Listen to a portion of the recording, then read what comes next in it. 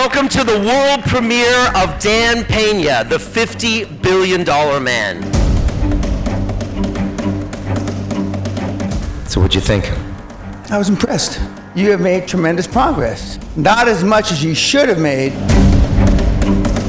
What have you accomplished in your miserable fucking lives? Nothing! You might have swallowed a fucking revolver. Not one single investment prospectus has alluded to global warming. Not one motherfucker! When our ocean level rises? Now you're full of shit. Sit down. I'm gonna add this. Shut up and sit down! I'm 72 years old. I'm glad to step out in the parking lot with any motherfucker, 3 at a time in this fucking room. If you see me on the street, don't come up and talk to me. Don't touch me. Whoa! So we're gonna have the head of the biggest mega city on the planet and the president of the fucking United States. I fucking trained them both. I made them just like God.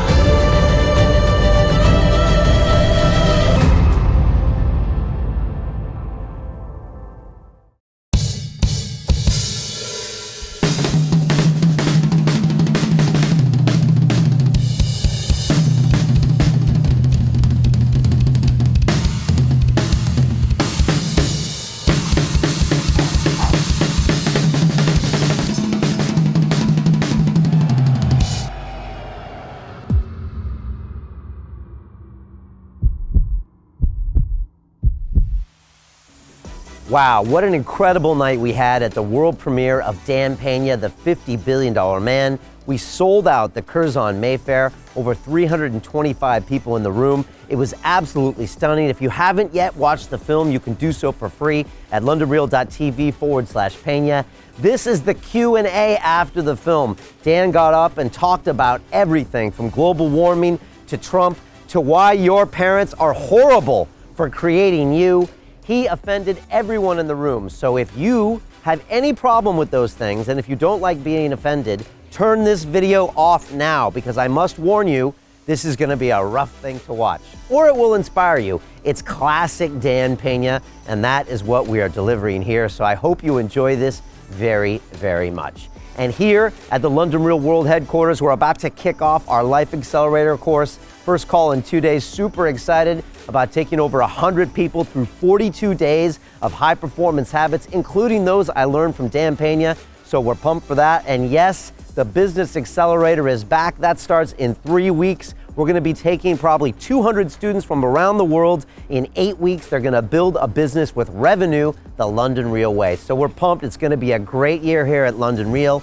And now I leave you with Dan Pena, the $50 billion man, for the world's greatest and most offensive Q&A I've ever seen in my life.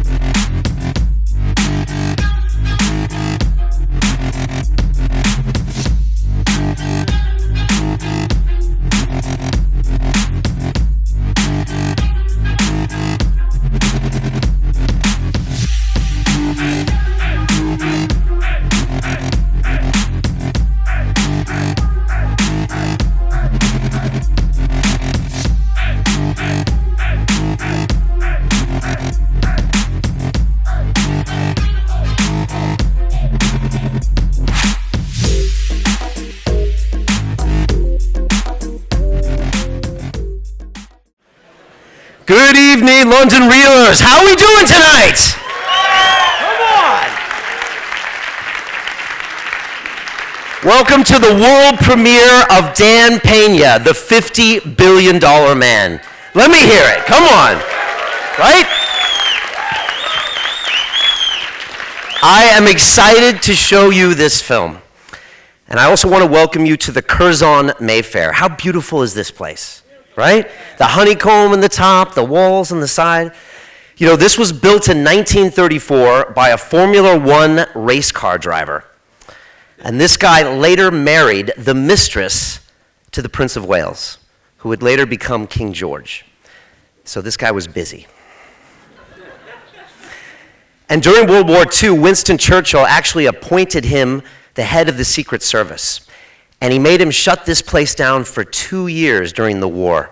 And they used to watch film. And Winston Churchill used to sit up there in that royal box, and General Dwight D. Eisenhower used to sit up in that one, and they'd watch footage from the continent. And I don't know about you, but I feel the spirit of those two men here tonight.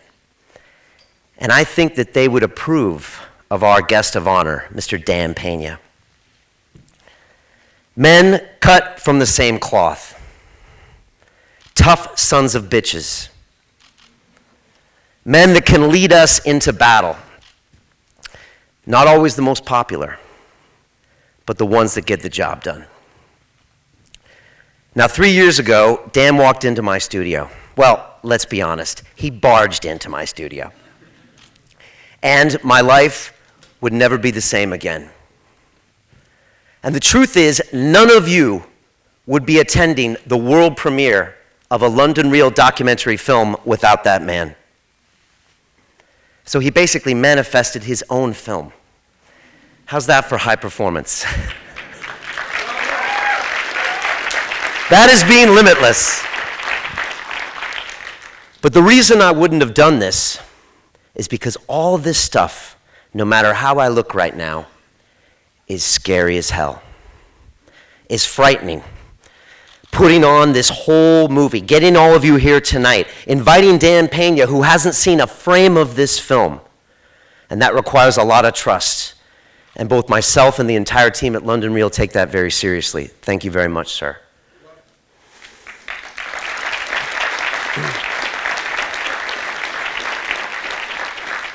It's scary to do these things. And before I met Dan, I wouldn't have done it. Because it was all about fear for me. Or as Dan likes to remind us, false expectations appearing real. There are these phantoms that are in our lives that keep us playing small. You probably know what I'm talking about. They keep us from growing. They keep us from changing. And that's the place I was in before I met Dan. And some of you, when you looked in the mirror this morning, you probably saw someone that was the same as a year ago, maybe even 2 years, maybe 5 years ago, because you're scared and you need to turn into that fear. And I always say, they don't make them like Dan Pena anymore. And when he's gone, there's not going to be another one like him. Now, we made this film tonight to challenge you, to inspire you, and in true Dan Pena fashion, just to piss you off a little bit. And if it does, good. That means there's some kind of emotion inside of you. That means you got some fight left in you. And maybe it's time for a change. Maybe it's time for you to step up and really be somebody. And you know, I had a drink in the bar earlier, and I saw an old friend of mine. Haven't seen him in years. And he said, wow, what a crazy year for you, Brian. 3 documentary films, 52 episodes of London Reel, 2 brand new accelerator programs, 6 graduating classes of your academy, and a new baby. You've been busy. Busy.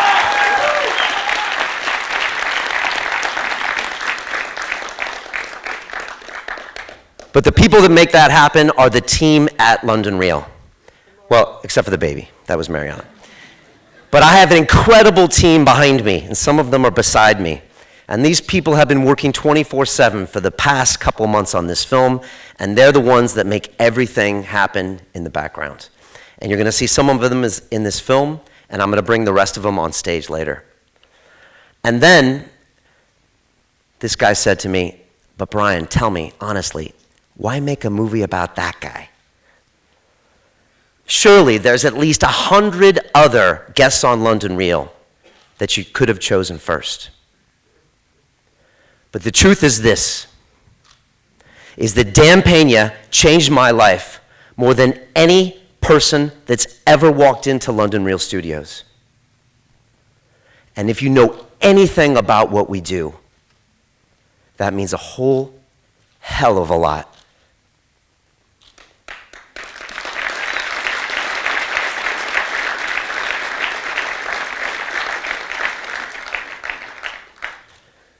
So to my mentor, the $50 billion man, Mr. Dan Pena, this is for you, sir.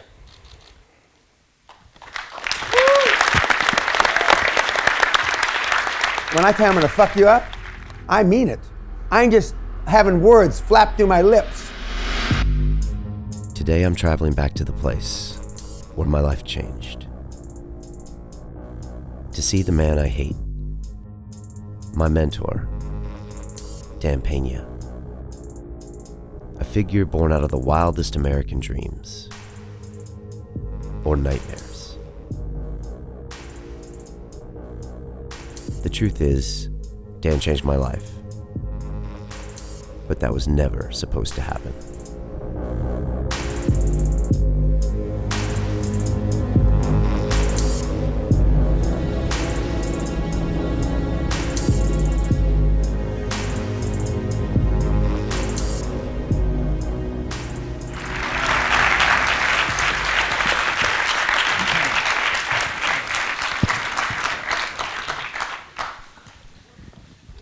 So what'd you think?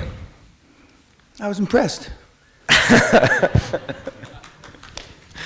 What's it like watching the last 4 years of us up there? What do you see? Well, I was wondering, people have asked me, what is it going to be like? And of course, I haven't seen a frame, as you pointed out, and so I'm not sure. But based on from the time that we met via email through, recent times, it had to be I thought it had to be a positive story because of the growth you've had. I mean, even a fucking reeler could figure this out.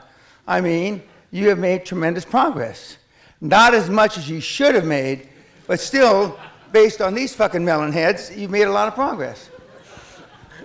Did you think I would be making this much progress or more? Well, hope springs eternal.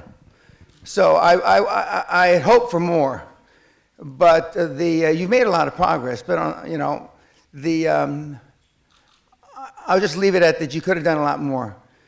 You could have done a lot more instead of just helping the hundreds of thousands or the 1 or 2 million. I mean, see, I don't see why you can't do what Zuckerfucker does. I mean Zuckerberg, with Facebook.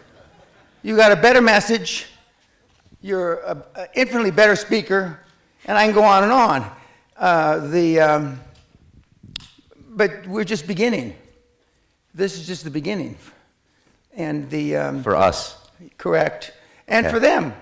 And for them. But there is an appetite for the softer side. It's not my side, but for the softer side. Is that me? Yeah, well, yeah, you're the softer side. There's two ends of the leadership continuum. There's myself, General Patton, etc., and then there's the Dwight Eisenhower, Henry Kissinger, But 98% of all the high-performance people are not alpha, crazy fucking males like me. So 98% of all the growth that's happened in the world hasn't been a derivative of people like me. 2%, yeah, but 98%, because just by definition, there's not that many. Somebody told me in Poland, a PhD from Cambridge, who is very much involved in Holocaust museums, etc., which I was there to see when I was lecturing at the Polish universities. He said that there's been studies done that most meaning 50.1% of high-performance people tend to be psychopaths. And I said, well, fuck, I can relate to that. I mean, but see, I don't consider that as a bad thing. Most of the weenies out there would. But, but I mean, you've accomplished a lot. You really have. But I look forward to you accomplishing, 100-fold. What are the most important messages of that film for you? For me, that focus on the few, not the many. Follow your passion, and don't give up. And don't give up. And, you know, we've got a lot of kids in the audience that have, you know, flown from, you know, various parts of the world. See, they'll pull the trigger to buy a ticket to get here. They'll pull the trigger to, you know, spend whatever it costs to stay in a hotel. But they won't pull the trigger in other parts of their life. Because this isn't that far out of your comfort zone by getting on a fucking plane. But and I'm not saying that I'm not appreciative of you being here, but you could have saved your fucking money and pulled the trigger in your own business. But you're more comfortable coming here and thinking that I'm going to give you a tip or a shortcut. There are no shortcuts to success, but a lot of hard fucking work. And his work ethic has changed, which was lost in this thing, but his work ethic has changed. His focus has changed. And for those of you that have followed the London Real life cycle, not just the way he dresses, the way he looks, but the way he engages, the way he talks. And it's pretty damn obvious. And in the beginning, you got, I won't say hate, but you got bad emails, you sold out, etc. And I would consider the source from those of those emails. Most of the hate mail I get, feeling sorry for themselves, and they fall victim to what I call, the victim syndrome. And you can always make excuses, you know, for I shoulda, I coulda, I woulda, which you touched upon in the film. But you know, but it's only just begun. And Brian did introduce me to social media. I mean, I didn't believe that it was worth a shit because I thought that you were all mental midgets. I still believe you're mental midgets, so don't get me wrong. People that are active in social media have below average IQs, but there's a lot of studies about that. Just Google them. But he did introduce me, and I'll be forever thankful for that. And of course, now I've done a lot of podcasts, and I've been on some relatively big shows. But I didn't think that was something I ever wanted to do. And I did have to, you know, put my foot in the door to get on a show. But he did have the grit to come up to the seminar. And for those of you, and there's a number of you in the audience that have been up to the castle, and it's a harrowing experience. A harrowing experience. And the things that he mentioned or he showed in our first interview, we have had people shit their pants. We have had people pass out. We have had people piss their pants. We have had people that couldn't show up the next morning on the second or third or fourth day. This year we've only had 2 or 3 nervous breakdowns. Now, that's the world I come from. That's the world I come from. You said focus on the few, not the many. Can you go deeper into that? Yeah, I mean, most of the kids have got 3, 4, 5, 6, 7, 8 projects. And none of them were doing anything. Well, there's a reason for that. Clausewitz said it, you know, a couple hundred years ago, the famous Prussian, I think, general, focus on the few, not the many. And another thing which is related to that is don't waste time on things you can't change. And I use the analogy for those of you that are married or have been in a long-term relationship, you're not going to change the in-laws. That's not, you know, I don't care how smart, slick, whatever, you're not going to change your in-laws. That's it. And for all the time that you waste trying to change your in-laws, it's wasted time. It's wasted time. But at the end of the day, you want to be liked, even by your in-laws, even though they may be dipshits. And who do you blame? Or you don't blame anybody because you're dipshits. But who should you blame? Your parents. And I would tell you, take the success test on my site. It's free. And now we have a snowflake test. And I know where 99% of this audience would fall. What is the snowflake test? It shows you how big a cunt you are. Cunt meaning coward. I don't mean ladies' parts. I mean cunt meaning coward. And we have a new thing we're just putting up in a few weeks. It's called QLA for Dummies. Now, why would I do that after almost 25 years? Because people like you, Dan, where do I start? You have 1,000 pages of free shit. I don't know where to start. So then we give them this timeline. And then they come back and say, but Dan, if you could just come to Brighton and hold my hand through 2 or 3 deals. What you need to do is kill yourself, metaphorically speaking. Sally, you heard that, metaphorically speaking. I mean, we have teenage kids, teenage multimillionaires, morons. Teenage! No education, home fucking schooled. They look 10, 12, 13 years old. Why in the fuck are you even here? Teenage. You ought to be ashamed of yourselves. Fucking teenagers. We're in Krakow. One of the kids who had been the roommate of the teenage phenom, he stands up. He made $1 million this year. He's not even on my list.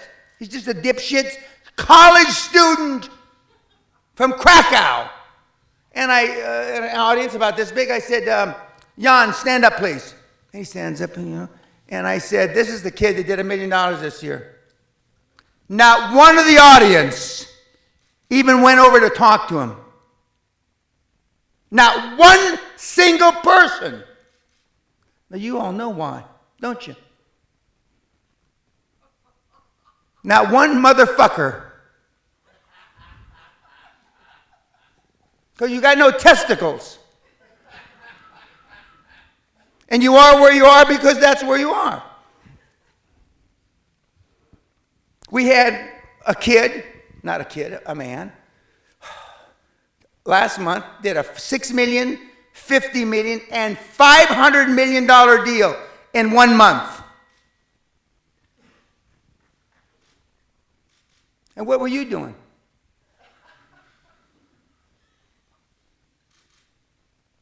The trouble with QLA, and the thing that he struggled with and got over, is that to adopt the new methodology, you have to go through something called cognitive dissonance. When you have 2 bodies of information so different, you have trouble processing the new information. But for the old gits in the audience, and there's a few, you basically have to say, I fucked away 10, 20, 30 years of my life. And that's why you don't do it. That's a hard pill to swallow. He swallowed the pill at a relatively young age. Of course, all of you are young to me.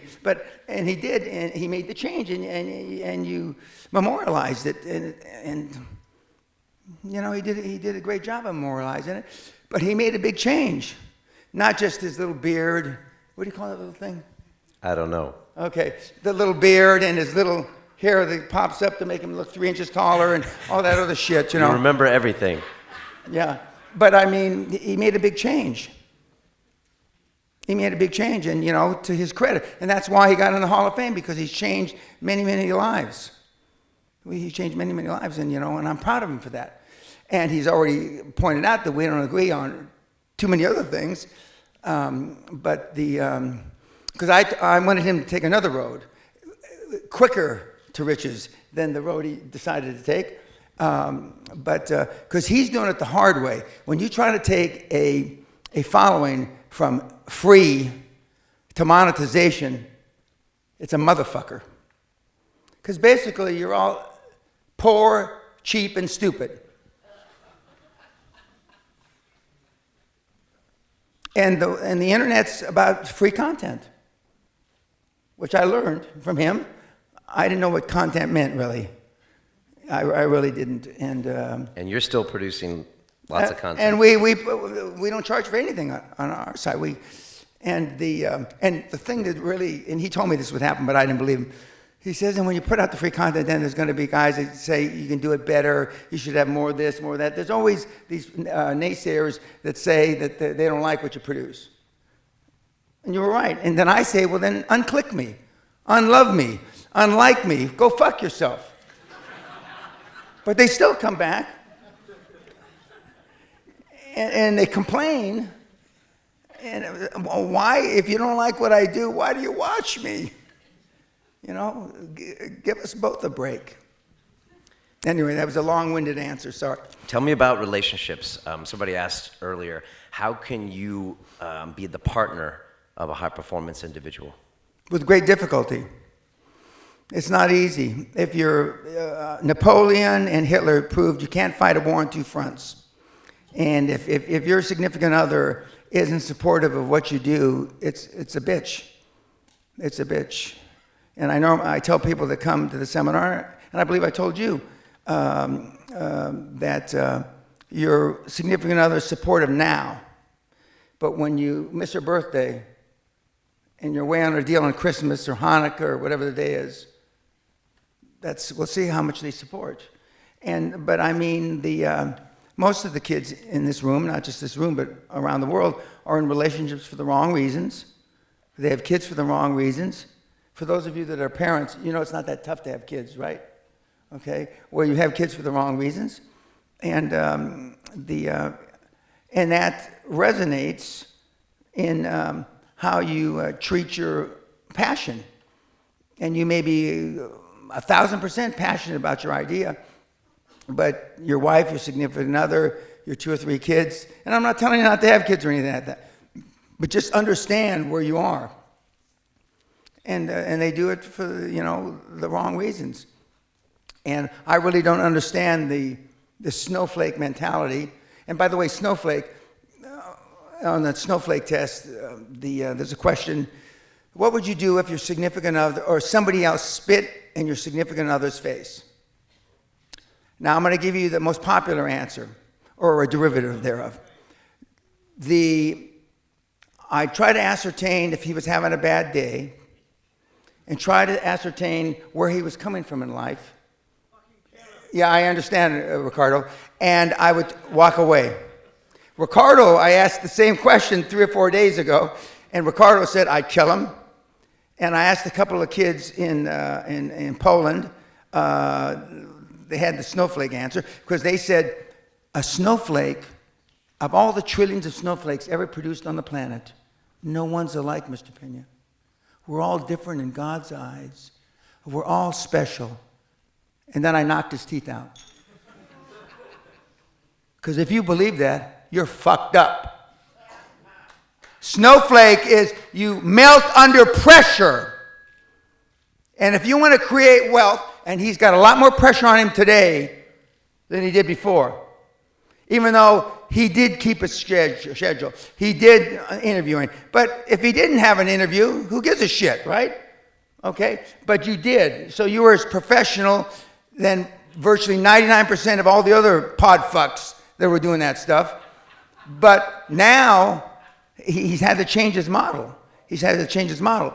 And guys, gals, you may not like how I say it. You may not like what I say. But what I say is, if you want to create generational wealth, I mean, there are certain things you have to realize. One, there's no work-life balance. As Jack Welch said 25 years ago, there are work-life choices and they have consequences. They have consequences. Most people aren't up to the sacrifices that are required. And by the ex-Steve Jobs, Elon now, Bill when he was working, Steve Ballmer when he was working, and all the other guys. But it's a different world. And show me your friends and I'll show you your future. If I were to judge you and you by the 5 people you hang with, you fucking chill with, is that how you want to be judged if there is a big man upstairs? Is that how you want to be judged?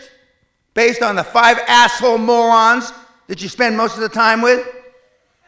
Fuck no. Well, you came to the wrong event, lady.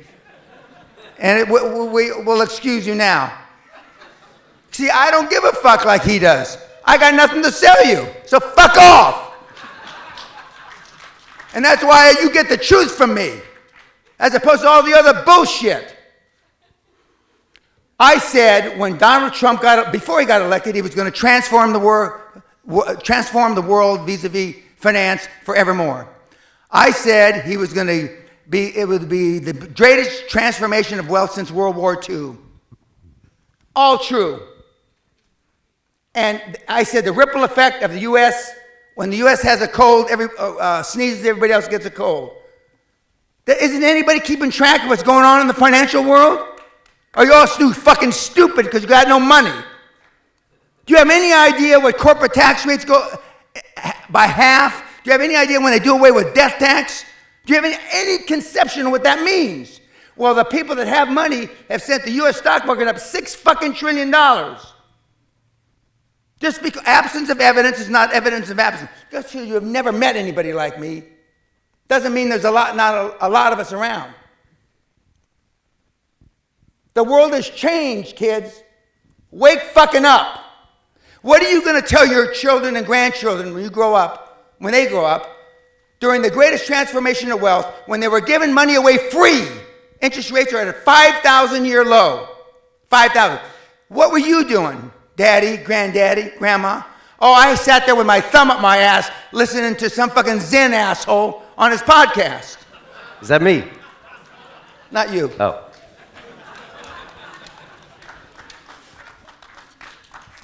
And so what are you doing these days? I'm traveling around the world teaching at school, or not teaching, giving school lectures. Last night was University College London. The night before that it was University of Greenwich. Last week it was two prestigious universities in Poland, excuse me. Tomorrow night is University of Edinburgh. The week before that it was University of Toronto. I'm giving free talks. I go there on my own nickel, and because I realize if I can touch them before they get to your age, I've got a chance. Once I get to say, oh, fuck like this, I mean, he's dead. Forget him. You might as well piss on his grave. There's no chance. I also think the world is irreversible where we are now. Forget global warming. The Romans had their day. The Greeks had their day. The Phoenicians had their day. And Homo sapiens had its fucking day. We're in the ninth inning. It's 2 outs. It's irreversible. It's irreversible. There's no coming back. Doesn't mean you can't do a lot of good. Doesn't mean you can't save the world, etc., etc.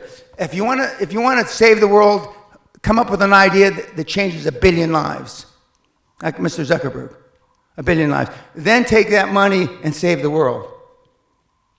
And for those of you that think you've got an app, which is my favorite topic, there's 25 million apps out there. 25 million. 25 apps have made any money. 25. 25 million versus 25. But your app's going to work. Are you stupid? You look stupid anyway, but anyway. See, do you realize how free it is when you don't give a shit? How irreverent you can be? I've got a Harvard double degree Hall of Famer who says, Dan, we don't dare to think the things Dan says. But you've all thought them. One comment about the sexual harassment, even though nobody asked. When the 4 universities I spoke at, not one student asked me about sexual harassment, and I was willing, I had all my answers ready. Not one single student, because they were more interested in finding out why I think the financial system's bust. My talks now are wealth, risk, reward, not. The system is built against students now. Not just students, but all of you. You don't know why, because you're not bright enough to know why. And the people that you listen to aren't bright enough. Because if they told you how fucked up things were, you wouldn't buy another fucking CD or anything. You have no chance. You might as well swallow a fucking revolver. I mean, you kids don't get it. And guess who you have to blame? Self-esteem is built the first 7 years in life. And who are you around? Your mother? Maybe your dad, right? If he's not out doing something else.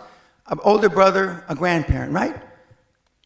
None of your people, defined as I just defined them, are capable of coaching a high-performance person.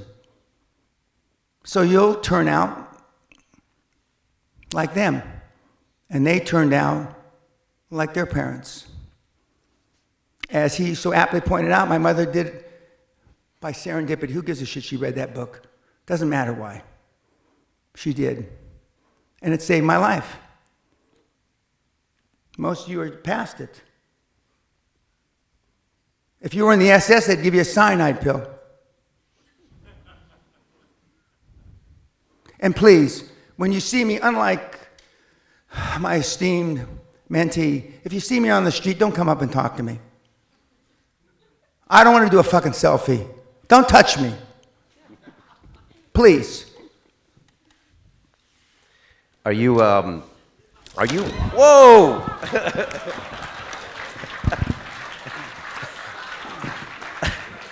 Let's get another chair. You're okay, darling. I'm fine. Thank you. You're lovely. Well, yes, thank you. That was right on cue. Huh? It was right on cue, yeah. And you bounced back. I read the stand anyway. So, have you changed? Pull down your pant leg. Thank you. Okay. So, how have you changed in the last 3 or 4 years? Are you more on fire now? Are you slowing No. down? I mean, 2/3 of my time is pro bono. I give away 2/3 of my time now. You trust this chair? Let's try it. Okay. 2/3 of my time is pro bono. And when I met you, only 1/3 of my time is pro bono. I give away. So is that the new plan for QLA for the future? Yeah, no, and I don't speak. I haven't spoke outside in a seminar outside the castle this century, other than your thing at the Ritz a couple years ago. But I'm looking for the audiences that I can touch the most with the least. Most with the least. Because, you know, even though I'm 72, I don't feel 72, and I still do crazy things. I mean, I'm running out of runway, but so I want to touch as many people as I can. But see, I'm selfish. I want to change the meatheads like you lives, not because I give a shit about you, but because when they finally put dirt on me, 40, 50 years from now, they're going to say, right now it's Allah, Buddha, God, Dan. Then they're going to say Dan, yeah, first, and then everybody else. Because I'm already the best high-performance coach that ever lived, based on creating value. And in the last month, one of my mentees, one of my meatheads, just like you, just did the largest deal in the history of man. $500 billion motherfucking dollars. NEOM, the city of the future in Saudi Arabia. Dr. Klaus Kleinfeld. So I'm arguably the $550 billion man now. I'm really about $730 billion, but a lot of the kids don't want me to use their names. So now I've got new hope. I want to be the first $1 trillion man. Now just think, when you get an email that says there's a Christmas sale, 50% off all my product. You get those, all of you did, right? What was it worth the day before you got the email? 0. And the reason why I've had 19-year-old kids come to me that have read 700 books on personal development before their 20th birthday. I didn't know there was 700 books, really, on personal development. And when I tell you don't read, I don't mean don't read the Bible, the classics, or whatever, because I've read all those. I mean don't read books on, they're just procrastination, to not pull the trigger. And not pull the trigger. Sally and I have 3 millennial kids. You hear about all the problems with millennials, right? Yes. Our kids are animals. I wonder why. Why do you think that happened? You grew up looking at your parents. Losers! Our kids grew up looking at us. Big fucking difference. Big fucking difference. My daughter, 31 years old, multiple degreed, and you don't have to go to school, but multiple degreed from great schools, she'd get up here and say, you have no idea what it is to be his daughter. And he alluded to it, nothing's ever good enough. She's British, unfortunately. She carries a British passport. When she becomes prime minister, it won't be enough for me. Your families are living vicariously through you. Jesus Christ. What does that say about them? If you are what they look up to, what the fuck does that say about them? Loser! Kids, you know, life isn't a pretend deal. You're not going to be able to do this over. It's not a do-over. It's not like these programs on television, you do a do-over when they make you look better with your hair and your clothes. Life's not a do-over. You only got one chance at this thing. And I want, as Brian has already aptly put out in this fine film he put before us today, is I want you to be all you can be. Continue watching this fascinating conversation for free by clicking on the link below to visit our website, and I'll see you on the inside. Okay, you support Trump? You do? Yep. Okay. I was one of the first endorsers, public endorsers of President Trump. What are you guys going to do when our ocean level rises? Thank you for asking that question. I have the answer. No, let me finish. I have the answer. Let me finish. Well, thank you for the question. Yeah. Okay. For the first time on Earth, we're changing the gas. Now you're full of shit. Sit down. I'm going to answer you. I'm going to you, just Dad. shut up Fuck and you. shut up and sit down. No way. Sit down. No.